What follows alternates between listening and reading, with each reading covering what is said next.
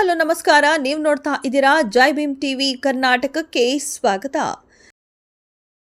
ಇದನ್ನು ನಾವು ಜಿಲ್ಲಾಡಳಿತದಿಂದ ನಾವು ಖಂಡಿಸ್ತಾ ಇದ್ದೀವಿ.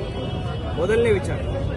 ಎರಡನೇದು, ಕಾನೂನು ಸುವ್ಯವಸ್ಥೆಗೆ ಹಾಗೂ ಕರ್ನಾಟಕದ ಅಭಿಮಾನಕ್ಕೆ, ಕನ್ನಡ ಭಾಷೆಯ ಮೇಲೆ ಪ್ರೇಮ ಅಭಿಮಾನಕ್ಕೆ ಯಾವುದೇ ಧಕ್ಕೆ ಆಗದಂತೆ ನೋಡಿಕೊಳ್ಳೋ ಜವಾಬ್ದಾರಿನೂ ನಮ್ದು.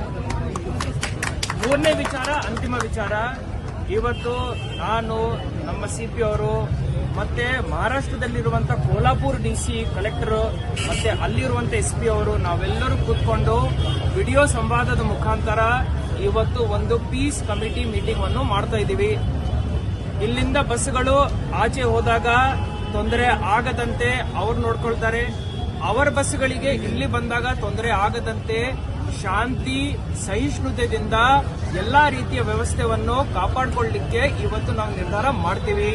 ಇದಕ್ಕೆ ನಮ್ಮ ಮುಖ್ಯ ಕಾರ್ಯದರ್ಶಿ ಅವರು, ಮಹಾರಾಷ್ಟ್ರ ಮುಖ್ಯ ಕಾರ್ಯದರ್ಶಿ ಅವರ ಜೊತೆ ಈಗಾಗಲೇ ನಿನ್ನೆ ರಾತ್ರಿ ಮಾತಾಡಿದ್ದಾರೆ. ನಮ್ಮ DG ಅವರು ಅಲ್ಲಿನ DG ಅವರ ಜೊತೆನೂ ಮಾತಾಡಿದ್ದಾರೆ. ಯಾವುದೇ ತೊಂದರೆ ಆಗಲ್ಲ.